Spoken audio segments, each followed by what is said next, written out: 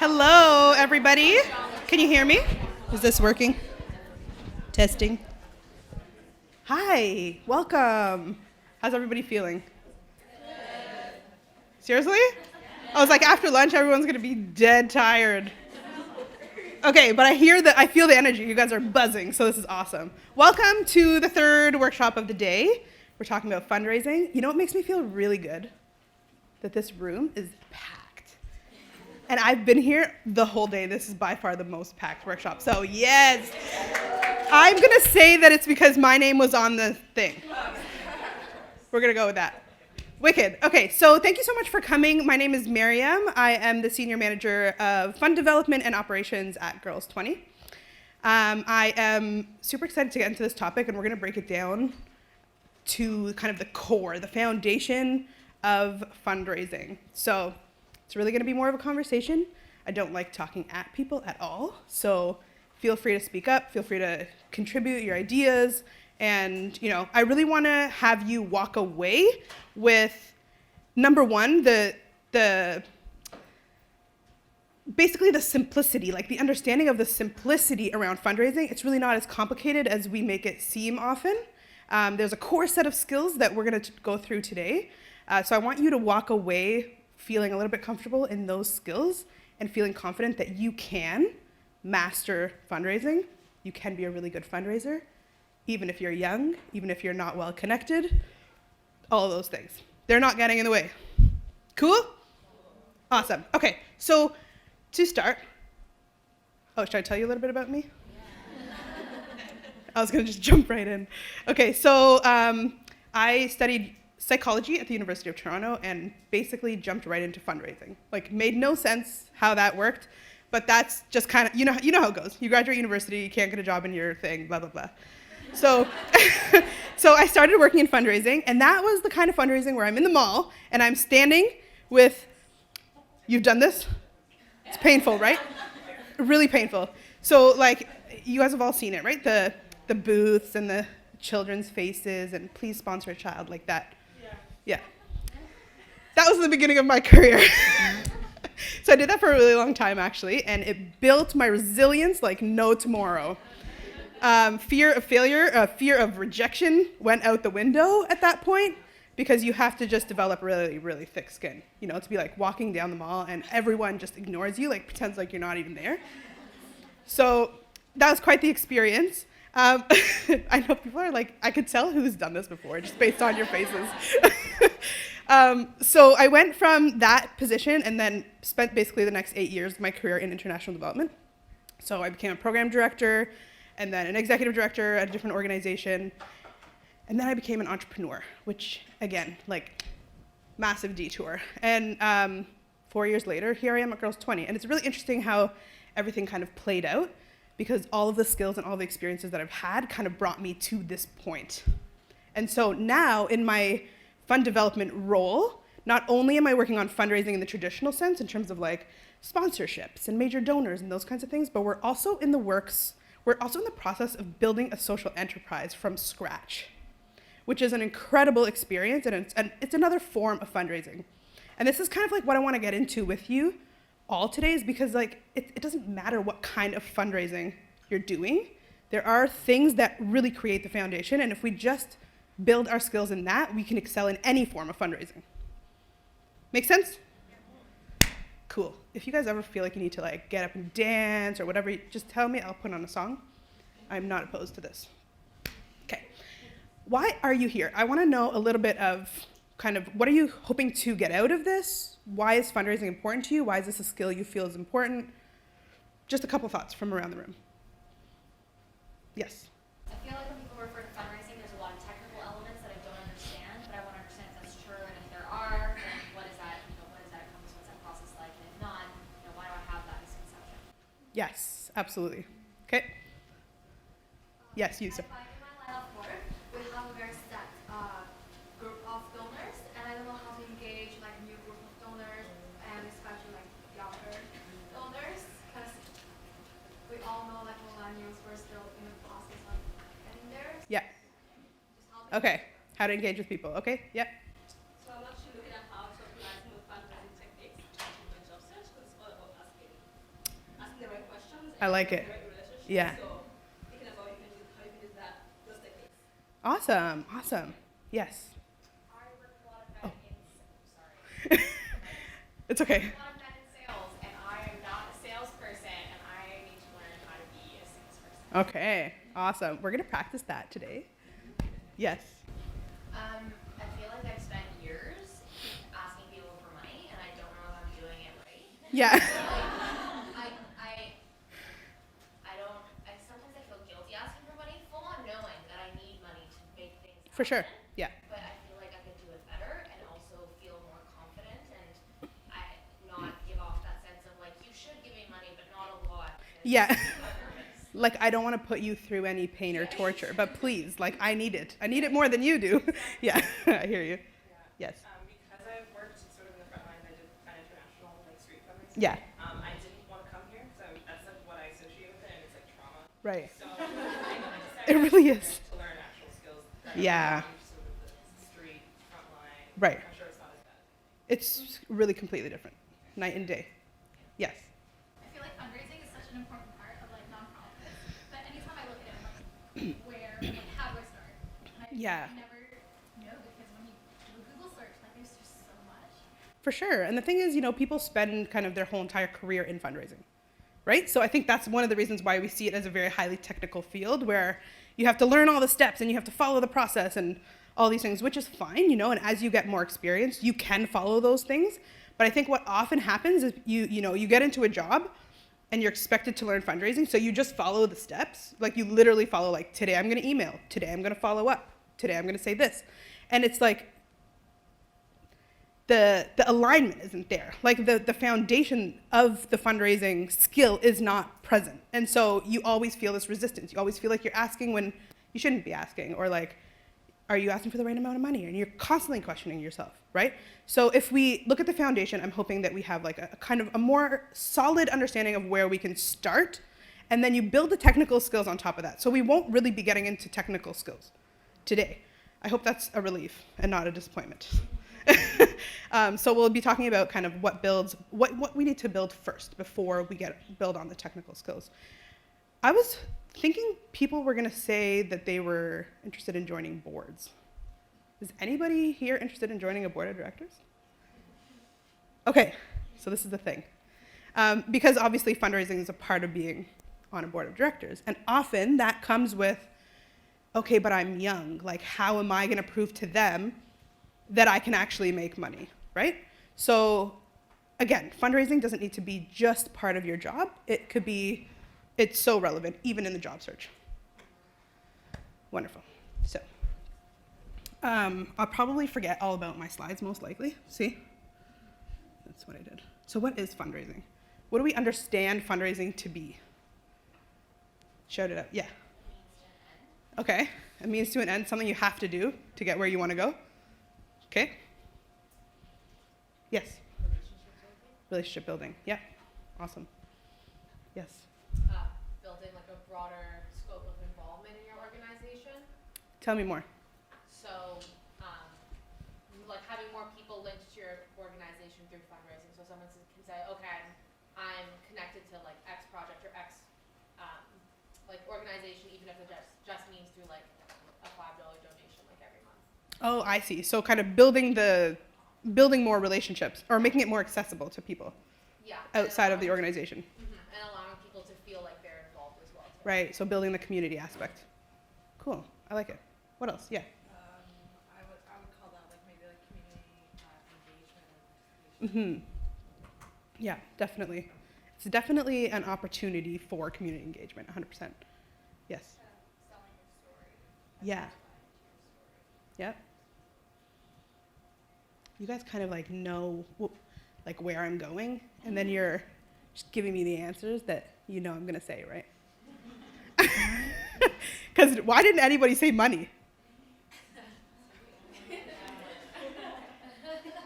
Like, fundraising is about money, isn't it?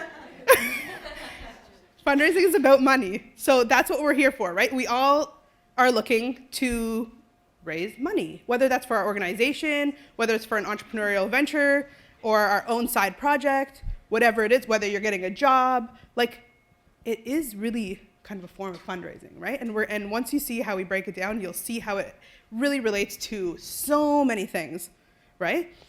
So my definition is this. Fundraising makes your mission possible. When you have a mission, especially as part of an organization, you cannot do it without money, right?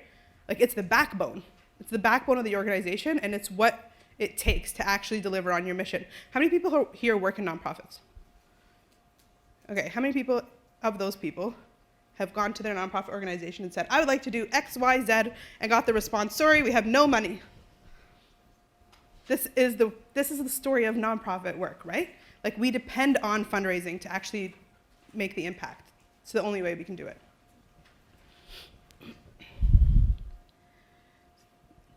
Oh, don't cheat, don't read.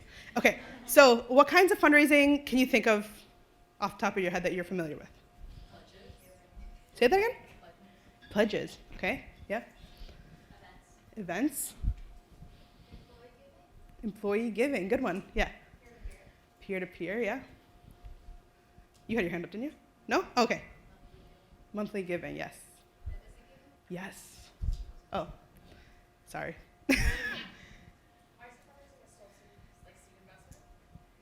Yeah, definitely. Yeah, yes. Cold calling, unfortunately. What do you mean cold calling? Like phone fundraising? Like, hey, we're raising money for this, please give me money kind of thing? Yeah, I'm just thinking about like where I used to work, so like we just call all the alumni and ask them for money. Okay, yep. Yep. Universities? Yeah. Yeah. I know those calls. Yes, sorry. Crowdfunding, yeah. Yes, that's a huge one, 100%. Anybody else?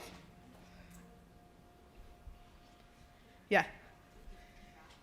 50-50 draws, okay, like raffles. Also, like making a bequeathing money, like when you pass away and you leave your Legacy giving. yeah, legacy. Yeah. Sorry. Awesome, no worries. Okay, so we didn't say foundations, well, we kind of did with the grants. Institutional funding, government funding, right?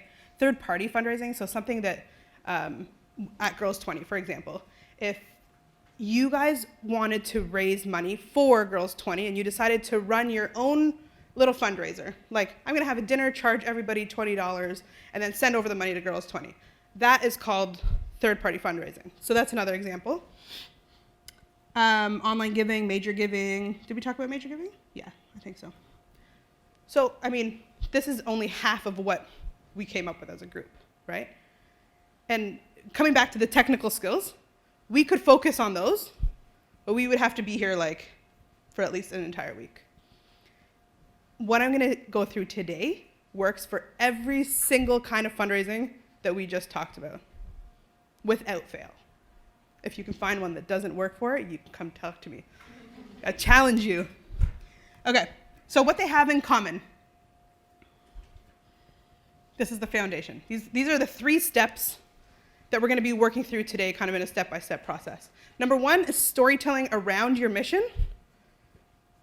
Number 2 is building relationships like your life depends on it, because your organization really does depend on it, right?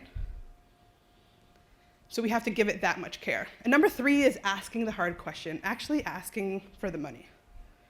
Because a lot of the time, people will do number 1 and 2 really, really well, and then they'll just kind of like wait. And that never works. I've made that mistake too. Like, you know, you nurture the relationship, you go for coffees, you do dinners, you do all the things, and then you never ask for the money. And then a year later, 18 months down the road, you look back and you're like, what can I show for this? Right? So it's really important that we have all 3 of these together. If you just take out one out of the equation, it will no longer work. Okay. So the core of storytelling around your mission is actually knowing what your mission is. How many people can easily convey what their mission is? Okay, if you're at an organization, it would be the mission of your organization. If you're not at a specific organization, it would be basically the cause that you're trying to raise money for. How many people can share their mission in 1 sentence?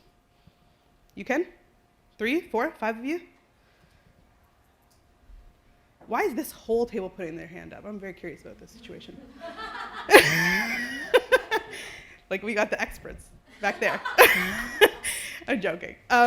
Okay, so the challenge is always to kind of convey the value, like what you're trying to accomplish in one sentence. So I want to give you a few minutes to write down what comes to mind when I say write down your mission.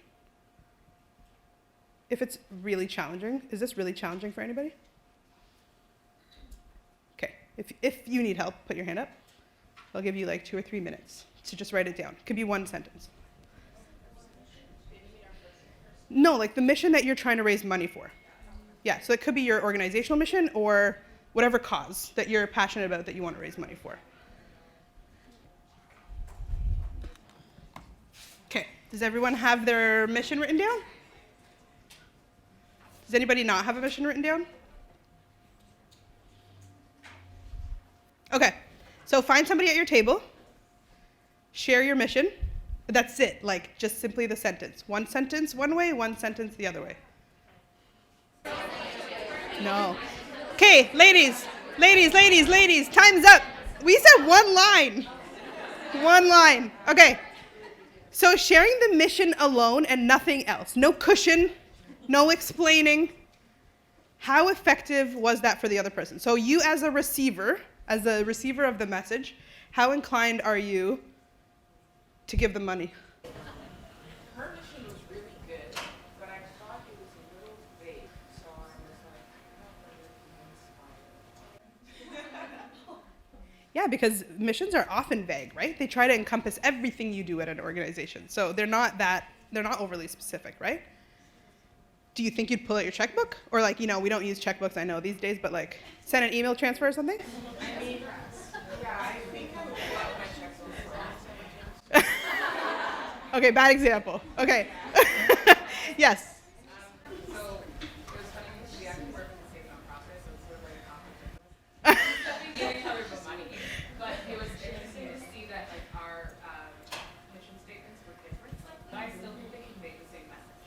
Interesting. So if she just shares the mission statement and you don't know her, you don't know the organization, you would say, yes, I am going to support this cause. Here is $100. You would. Sounds like a good mission. What about the rest of you? Yes. My neighbor here, I thought, had a really, really specific mission statement. It described exactly what they're trying to do, where they're trying to do it, and for who. Awesome. Yeah. The best kind of mission there is. Yeah. And so you pull out your money and give her money. Seriously? I mean, if I had. If I have lots. Okay. Yes. So I heard both of theirs, and theirs was like very specific, but I found that her mission used like words that I really like and that kind of stuff. Be like ambitious, and I was like, oh cool. Yeah, you're like, that's me. Yeah. So I think I would be more inclined to like give you money versus a really great. Yeah. Yeah. Yeah, because it resonated with you. Yeah. Yeah, that makes sense. Okay, does anybody feel like the mission statement they heard was not enough to convince them? Really?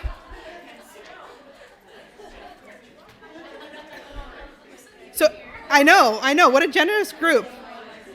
Okay, so what I expected, and what I think may be more realistic, is that we don't actually, like kind of what you just said, we don't actually give unless we feel something. We have to feel something. And generally when somebody says, this is what I do, are you like, oh. You have to actually feel something, and that's the job as a fundraiser. You have to make people feel something about the work that you do, right? So the mission statement at Girls 20 is to advance the participation of young women leaders in decision-making spaces to change the status quo. It's pretty awesome, obviously. But is it enough to convince you? Okay, I'm gonna donate $100 a month now? Yeah. I feel like that statement though is very it is very specific, it's very clear, and the goal in mind is more realistic than sometimes the broad statements you hear. So I think that. Excellent. Well, you could sign up here. I'm just kidding. No, but Yeah, I mean, it's specific. It's a good mission statement. I think it is a good mission statement in the fact that, like, yes, it checks all the boxes.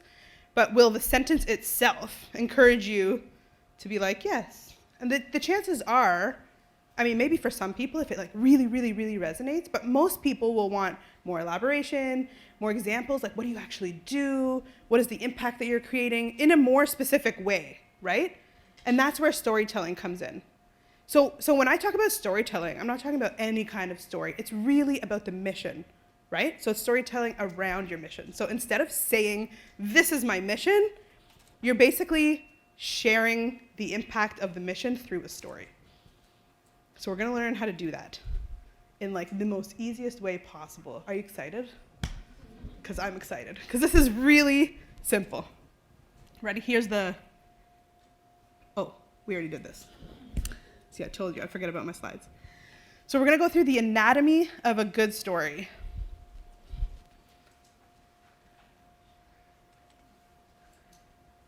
Once upon a time, every day, until one day, and because of that, and then ultimately. So let's go through this a little bit more detail. Let me give you an example, actually.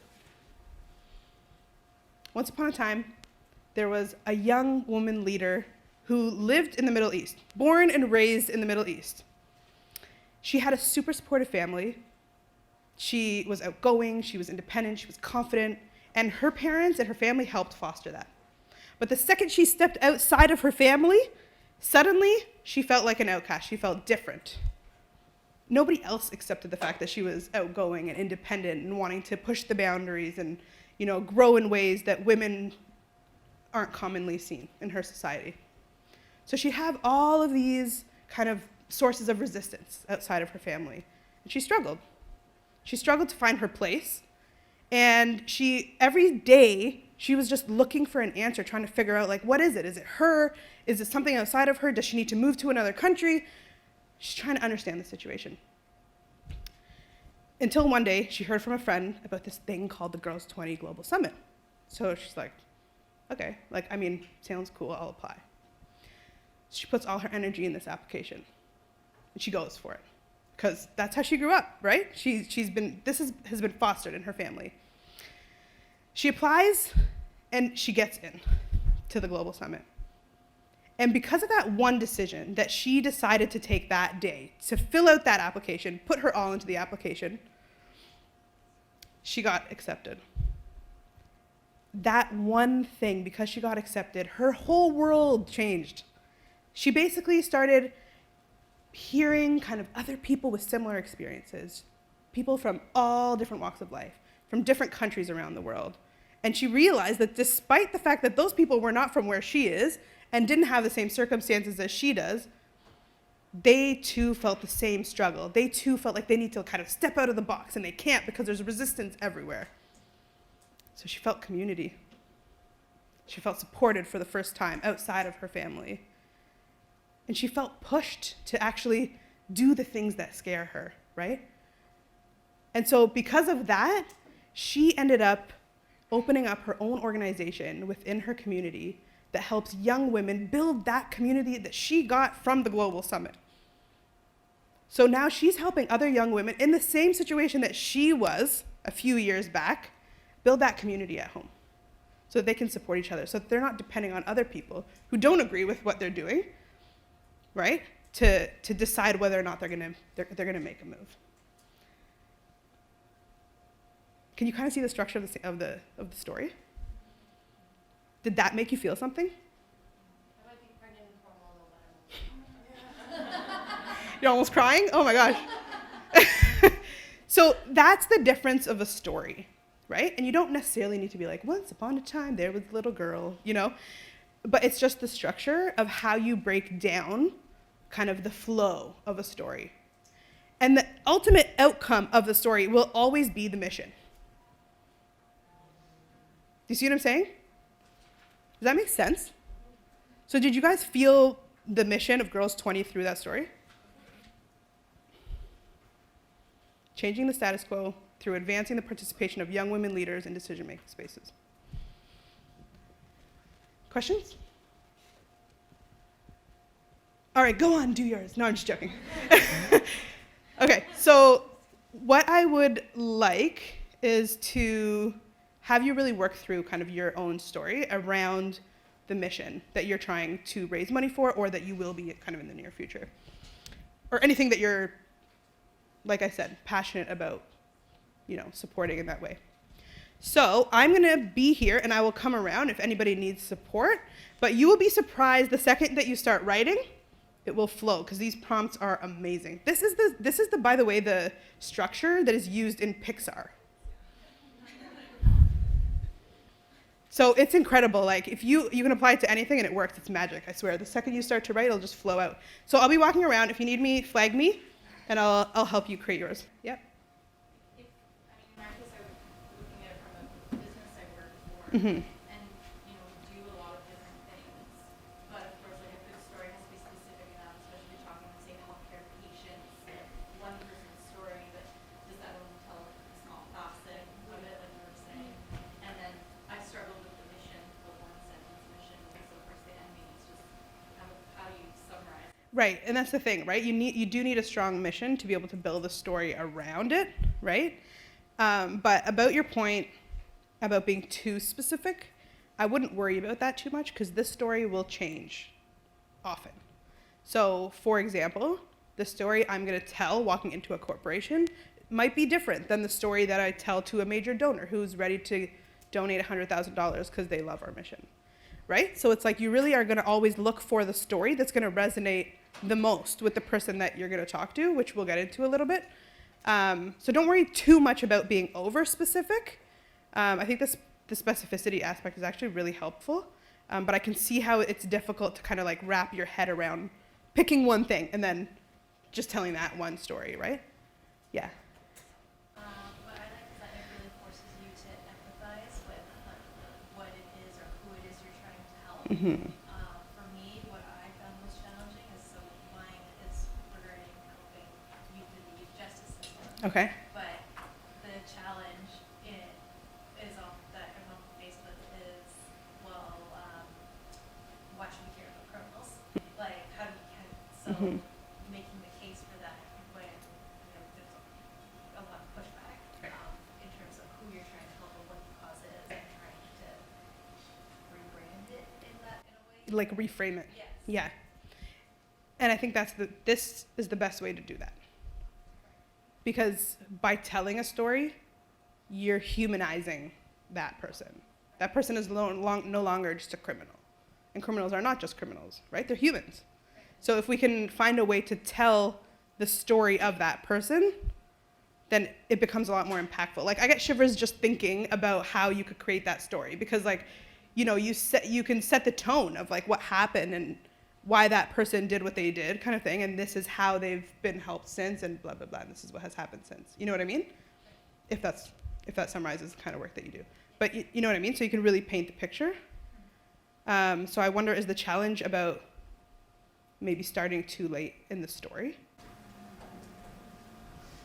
I think I also had a similar issue of like, do I want to pick like one specific example, or because the focus is like for Black, Indigenous, and marginalized youths. Yeah. It's like, which one do you pick?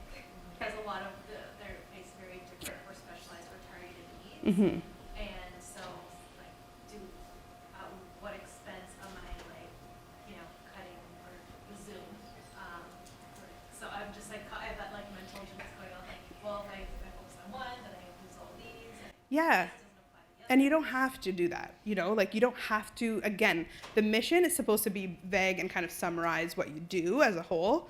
The story can change based on what you're trying to discuss, right? And what the expected outcome or the goal is of telling that story. So you can really pick and choose. If you wanted, you can create like one story kind of profile for each group that you help within the organization. You know what I mean?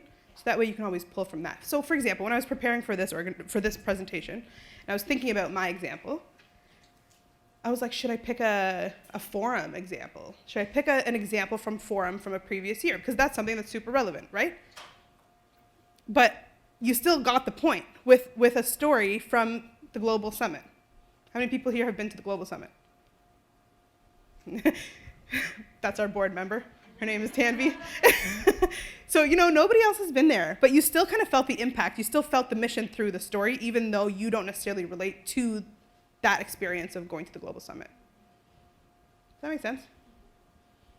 Yeah. How would you tell a story for a project that hasn't happened yet? Like, say you're still in the fundraising stage where you haven't even been able to implement the programming you want to implement yet. How do you tell a story that's still truthful, but one that also imagines? Well, I mean, you can't tell a story based in the past that hasn't actually happened, right? Right. So the only thing that you could do is say, if you've done similar work, let's say, or you've seen similar work being done, or there's been similar stories told in research, or whatever, you can pull from those. That's number one. Otherwise, you have to position it as this is what our hopes are. And based on research, or based on this XYZ, we believe that this can actually happen. Does that make sense? So it really is based on you do have to have a story, a real impact to share that's happening. Right, so from that you would draw in on other studies or organizations that have done similar things? Exactly. For example, if you have a business and you are certain it's going to work, and now you're trying to raise money to, it's some kind of social business, you want to make an impact. What makes you so sure that it's going to work? Whatever it is that makes you so sure, that will be the evidence that you're going to use for the story. Does that make sense? Yes. Okay. Cool. Yes. What was the until finally? I got all the, because of that, in your story, what was the until finally? Until finally she opened her own organization, and then she was fulfilled and kind of made an impact and built her community and all of that. So essentially she got to her goal. So I want to break down these, what they actually mean, and let you guys take down notes for each one so you can have a clear understanding of what each point gets you. 1 second, let me just pull this up. Okay, you ready? So the first one, and again, it doesn't have to be quoted once upon a time, it doesn't have to start like that, but that point is about introducing the character and the setting of your story.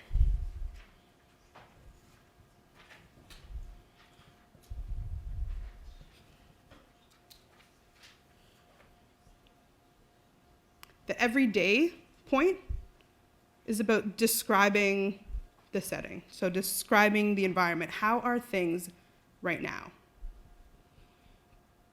I mean right now as in at that time for that person.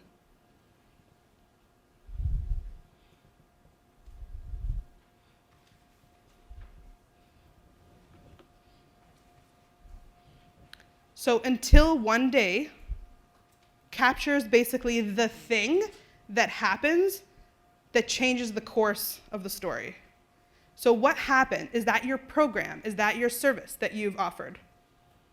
That is really kind of changing the course of the path for that character in the story. So in my story, it was that she came across the Global Summit for the first time. Okay? And then, by the way, when you say you went for the everyday point, you can describe that as much or as little as you want. The whole point is to just paint the picture and do whatever you need to do to paint the picture. So one day, this big thing happens that changes the way this person's future is going to be, right? And because of that, they decide they want to create a new normal for their life, right? That's their new goal. Or they want to something rock the boat, they want to go back to the way things were. So the goal comes out of the one day, right? They have a goal, and then all of these, because of that, is the stepping stones that they take. After they have this big shake-up moment, they take steps to get closer to the goal. And the final point, until finally, is when they actually achieve the goal. Is that kind of in line with how you created your stories?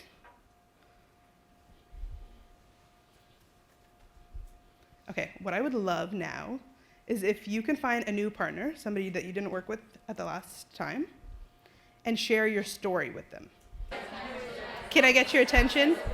I love that they're all so excited that they don't even hear me. Okay. Is everybody finished?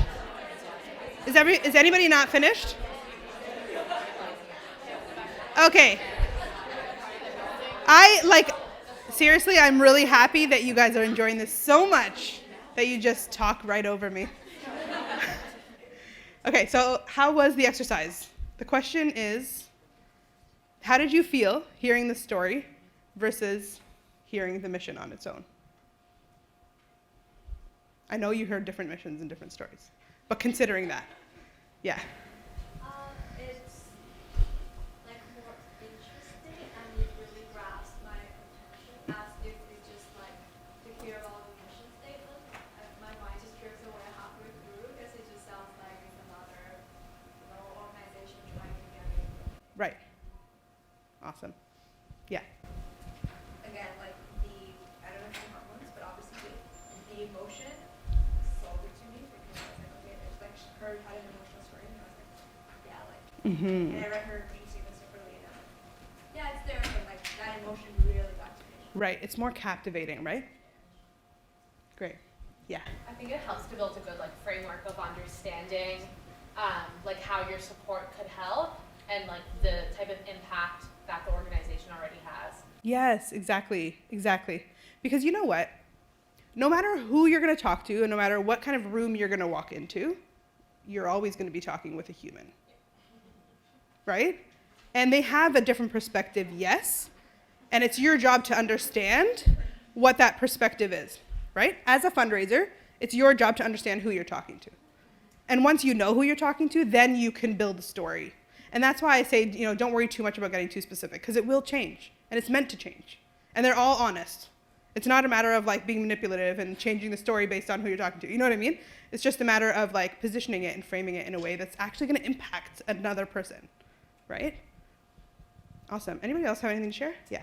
Yeah, the story just felt way more concrete and tangible, and I think it's very hard to hear a person's story and not feel some sort of connection. And so, yeah, just like so, that seems like a great student loans that That's funny. Amazing. Yeah. I think like when you hear the mission statement, like I feel like I could see like I guess the big impact. Yeah. Then when I hear the story, it's like the big impact has like little dots of people involved. So it's like one person's story. I could see how the story could be replicated in so many other people's lives. So it makes me feel like I'm not giving to an organization. I'm giving to individual Right. people through an organization. Right. And that's what we're doing when we're donating, right? That is what we're doing. We're making impacts on individuals, but we often don't really know that. Like, you know what I mean? It just feels like you're giving to this big entity, right? So it really kind of puts a face to the organization, essentially, right? And I feel like it really kind of brings out the empathy and the compassion in the other person. It makes you actually feel something. Great. So is everybody sold on the fact that a story is better than just sharing your mission? Yay! Mission accomplished. Okay, so let's move on to the second part of the foundation, which is relationship building. Honestly, like, there's not one that comes before the other, because like I said, you can't have one without the other two. You can't have it all without each of these three things. So with relationship building, what a lot of people think of relationship building as in fundraising specifically is like a series of touch points. Every month you follow up, every 3 months you follow up, whatever it is. You share this on this day, you share this on this day, and then on the third date / meeting or whatever, you ask for the money, right? Something along those lines, some process that's laid out that, step 1, step 2, step 3, step 4. I'm taking like 10 steps backwards from that. Again, not about like the technical aspect of fundraising, really about the human aspect of fundraising. Listening is a huge part, but to listen to anyone, you have to actually care, like genuinely care. And so it really comes back to that kind of human connection of understanding that you're talking to another human being They care about certain things. It's your job to understand what those things are. And the only way that you will understand that is by listening. So let's talk a little bit about what active listening looks like. My boss just walked in. It's not nerve-wracking at all. This is worker performance review. So what does active listening look like? Yes. Not listening to respond. Yes. Listening to understand instead of listening to just hear. Right? Yeah. Big part of this body language. Tell me more. Eye contact. Yeah. You know, like not shifting away, but being very physically present in that moment when you're being told a story or somebody's communicating to you. Yeah. Exactly. Awesome. In order to understand, you also have to ask questions. So asking questions to what they're speaking about shows investment within the conversation. Yeah. Yeah, and real questions that you actually want to know the answer to. Right? Not just questions to ask questions, because it's like, for example, you're in a job interview. The interviewer says, do you have any questions for me? Yes, of course. Let me pull out my questions that I prepared in advance. Well, like, are those questions really going to get you the answers that you want? So if you're actually listening, you'll likely have questions about the thing that the person's saying. And so the question would be about that.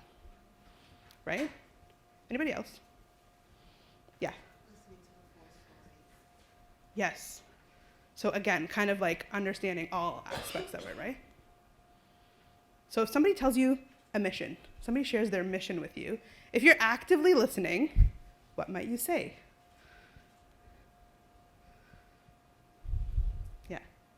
You might like tell back to them like sort of parts of it that you like found like that you like identified with or that you found like especially strong. You could say like, oh, like I mentioned, or like I liked how you said this or this.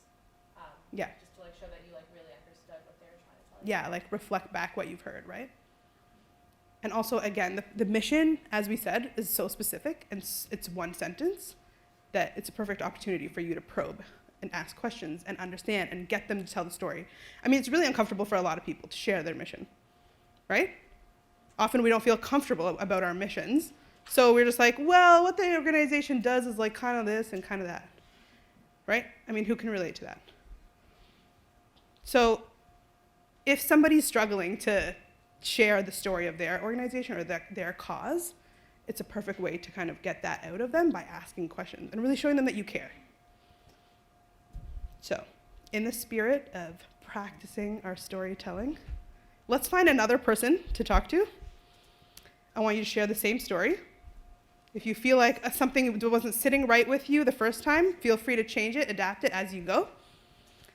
But the task at hand is really not about you, it's about listening. Okay? Actually, you know what? Hold that. We're going to do that in a second. Because we're going to add to the challenge. We're going to ask for money.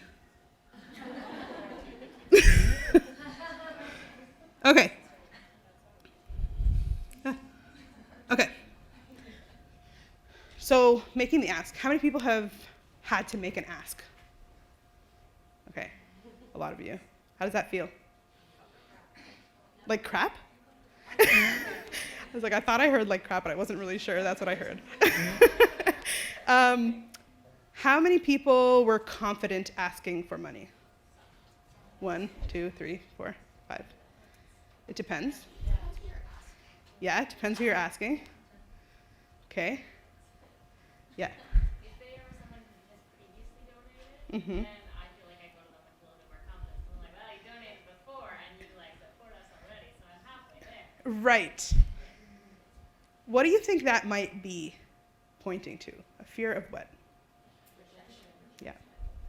That limits the fear of rejection. When you know somebody already buys into what you do, you're like, they're less likely to say no, right? And that obviously will make us feel better. It's just like anything. Nobody likes to hear no. But with fundraising, like we have to train that muscle to hear no all the time, because you will, over and over and over again, right? So the key is to always know that you're telling the story, so you're representing your mission properly, and you're caring about the human being that you're talking to. Whether they say no or yes, it doesn't really matter. I mean, it obviously impacts how much money you're bringing in, But at the end of the day, you've made that connection with the person. You've made that person feel seen and heard. And you're building that relationship. And fundraising is not an overnight thing. It is definitely a long-term game. So those relationships may eventually turn into something, right? So let's talk about 3 aspects of an ask, and then I'm gonna ask you to combine the story that you've created with an ask. Yes? Sorry, just a clarification portion on the relationship building. Yeah. So, when we're learning about them, Mm-hmm. we try to find out how they align with us. Yeah, so I mean, you never want to be in a conversation where you're just trying to relate back to yourself, right? So obviously you know your mission, right? You know the cause that you're trying to raise money for. You know what you stand for, all of that. So when someone says something that's aligned, you're going to pick up on it really quickly. So your mission when you're talking to people is really to understand them. What do they care about? Like we've all heard, I keep coming back to this analogy of job hunting, but we've all heard, like in an interview, talk about something that you can relate to that person on, even if it's not related to the job, right? If you know that person's into skiing and you love skiing and you just drop a comment, then it opens up this conversation and suddenly you have a new level of trust, right? So it's really about finding like the points of intersection. Where do the values intersect? Where do you align? And it could be on something really simple. It could be like, we're talking about young women leaders where I work, okay? And I'm talking to a senior corporate manager, and he has a young woman daughter. That's the only commonality that we have, right? And if that's the only commonality that we have, that is the one that I will speak to, right? So do you see what that, how it kind of is related to the interaction piece? Yeah, okay. Yeah. I have a question about like bringing up your story in conversation. Mm-hmm. Like if you're having a conversation with somebody, how do you just be like, okay, now like, picture this, like, like how do you bring that up naturally and go into this like process of storytelling in the middle of a conversation? Yeah, I mean, often I think where it would come in nicely is when people ask you, so what do you do at the organization, And you could say, the best way for me to tell you that is to actually tell you the story about this person who lives here, who blah, blah, blah, start the story, right? Because it is boring for everyone to hear, like, oh, this is what we do. We support these people. These are our beneficiaries, you know what I mean? So does that make sense? Yeah. You really just have to find a way to loop it into the conversation without being like, let me tell you a story. You know what I mean? Yeah. Okay. Cool. So let's talk about the ask. Highlight the opportunity or point of intersection. That's number 1. And this really would be kind of like an in-order type of thing. Be really clear and specific about what they get, so what you're offering to them. And then make the ask. And the key with making the ask, what do we tend to do when we ask for money? We justify the heck out of our ask. Like we're like, this costs $5,000, and this goes to blah, blah, blah, blah, blah, and it helps this many people, and this is so important because, and you just don't stop talking because you're nervous, and it makes you really uncomfortable to ask for money. So the key is to ask for the money and then just be quiet. Like give them a chance to say what they actually think. Because when they speak, it gives you an opportunity to listen, and it helps you actually cater your response to them and their actual objections and their actual fears around making the commitment. Okay? Does anybody feel confident enough in their own story to share it out loud and add on the ask? Any brave souls in the room? Yeah? Awesome. Yes. Okay, so I'm well aware that this story is not together, but I would love your feedback. This is what this is. Okay. So I encountered a young lady by the name of Tasia. So we met, and I realized that she was really passive to herself, and maybe something was going on, but okay, everybody has their own thing. I noticed that she had a tattoo on her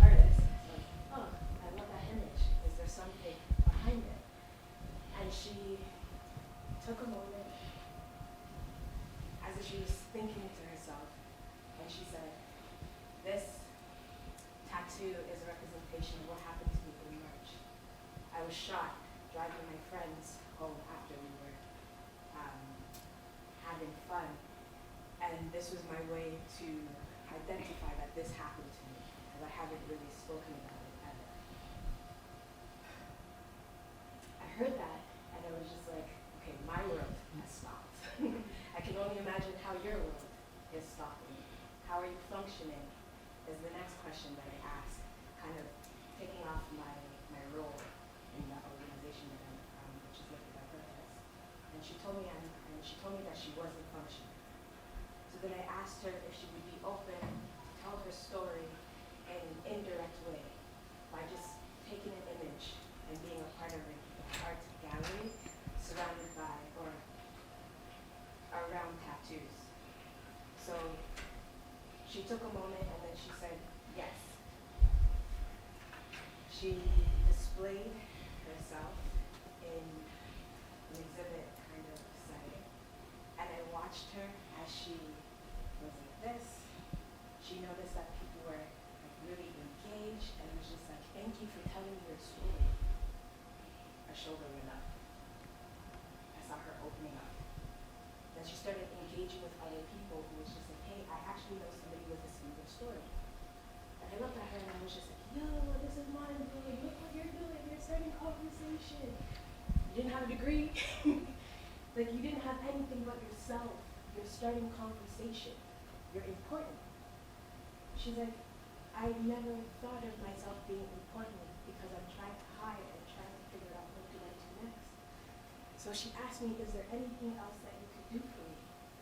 And I'm like, "Well, how would you like to go about that?" And we're just trying to figure it out.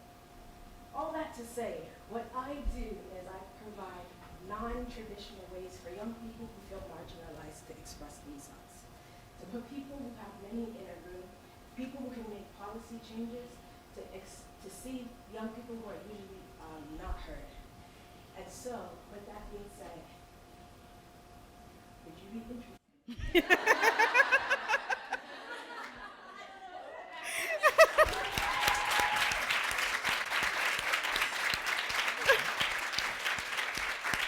That was awesome. Good job. That was super brave. Amazing. Thank you so much. Thank you for sharing. Who's feeling something? Right? Okay. So, very well done. The story, if I can give you some feedback. Excellent story. Excellent story.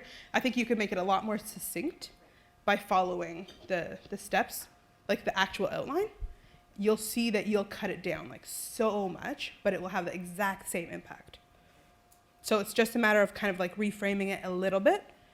And then in terms of the ask, I think where you realized at the end, you're like, oh crap, is that you didn't relate to us. So what you could do to link the story to the actual asking for money is say like, I know that XYZ is important to you.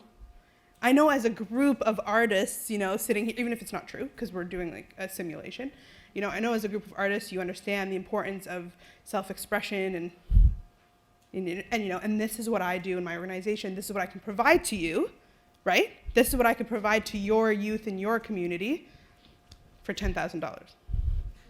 And then silence. That make sense? Do you guys want to give it a try? I mean, don't all get so excited all at once. Do you want to give it a try? Okay, so you don't even have to write anything. Just like talk it out and add to your story. I encourage you to talk to somebody else that you haven't shared your story with, only because it really challenges you to keep sharing your story, like refine it as you tell it, and it helps you to just clarify your message. Okay, so we have about, I'd say, let's do 10 or 8 minutes. Before you get started, have a little bit of like, quote unquote, small talk. Try to take this opportunity to combine all three of these things. So make sure to listen, try to understand something about the person you're talking about so that you have something to relate to them when you're coming up with a point of intersection. Yeah? It's challenging. You only have a minute to do that, but, you know, do your best. Okay, go. Okay, so any quick thoughts on how that went? Did you feel like you really kind of captured the three? Did you feel like you expressed your mission accurately? That you told a story that was kind of emotional and connected with the other person? Did you practice your listening? How did the ask go? Did it feel like the puzzle came together? Yes. Yes? Good. Did it not come together for anybody? You can be honest. I won't have hurt feelings. I mean, I'm sure there's some of you in here who are like, no, didn't stick. Okay, wonderful. So I hope that this session has been kind of a practical approach to fundraising. Like I said in the beginning, my goal is always to kind of show you that it's within your reach. You could easily do it. It's a matter of understanding kind of the foundation of the skills, building those skills, then adding on the technical stuff on top. So I hope that you can all see that these are all very doable, and that regardless of kind of what your role is, or whether you're on a board, or whether you're in a fundraising position, or whether you're really young or not connected, or whatever it is, you can do this. So, do you believe me? Yes. Okay, good. Do you really? Yes. Okay. Okay, wonderful. Thank you so much. Before I let you all go, I just want to let you know we have a break, 15-minute break, coffee and all that in Epic Hall. Yeah. Sure. Cool. Because you have to walk through that room to get to the other room. So any questions? I love questions. Yes.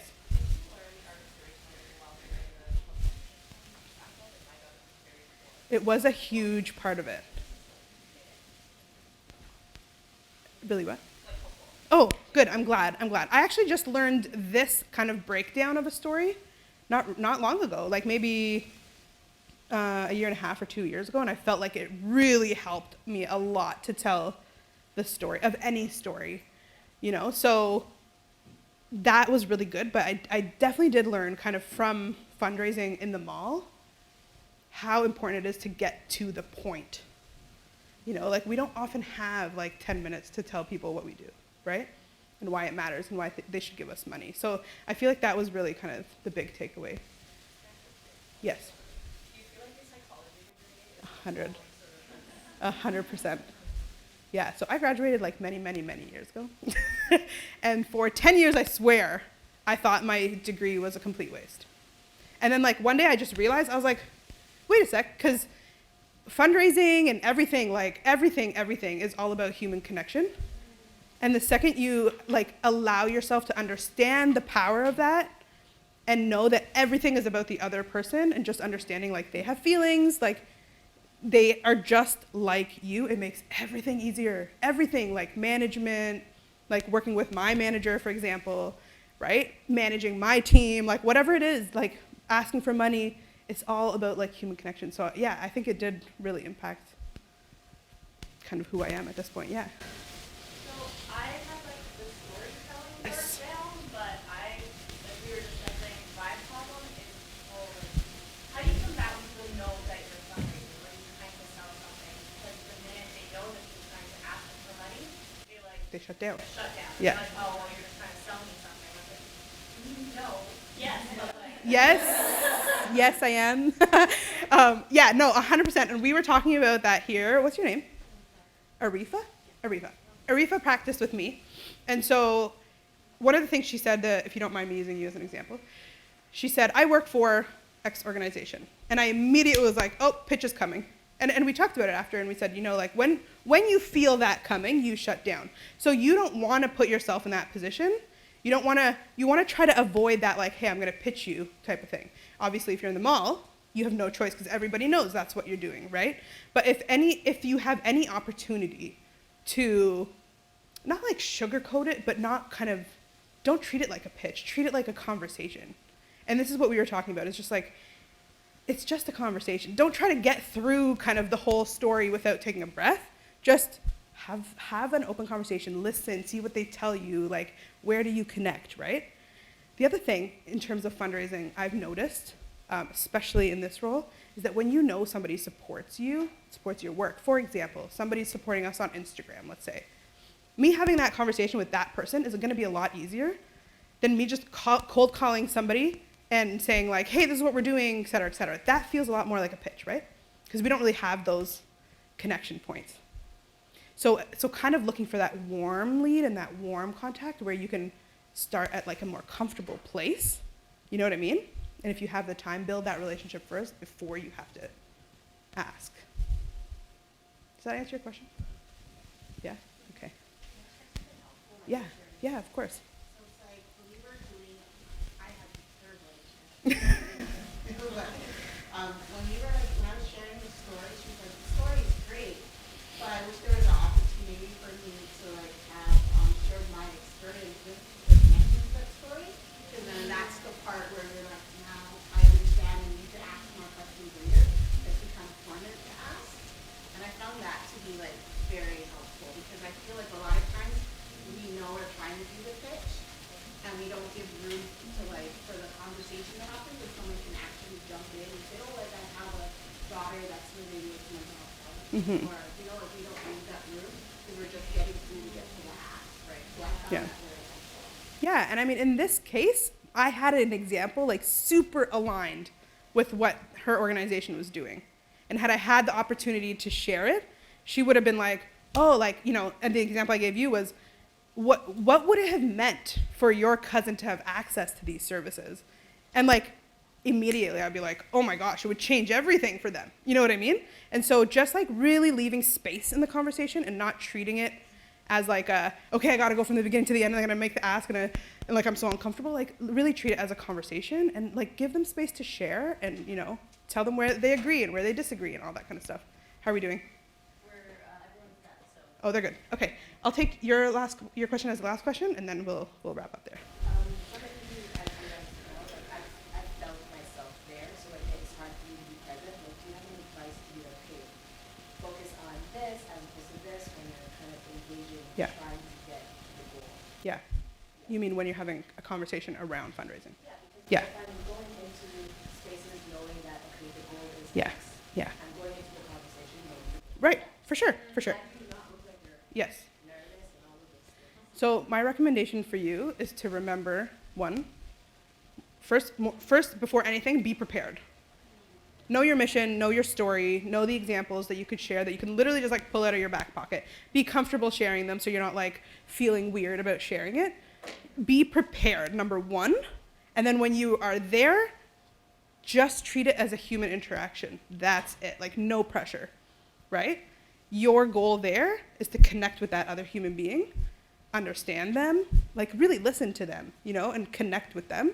Because like, that's where the real stuff happens, you know what I mean? Like, it doesn't happen just superficially. So just let it go, take off the pressure, and then focus on the person. I know that's kind of answering your question without answering your question, kind of like political. But you know what I mean? Okay. If anybody needs clarification, I'm here. Okay, so I don't want to keep you, like, I feel like I'm keeping you hostage now. Everybody's having coffee and you're all here. Thank you so much. This was so lovely. Enjoy your break.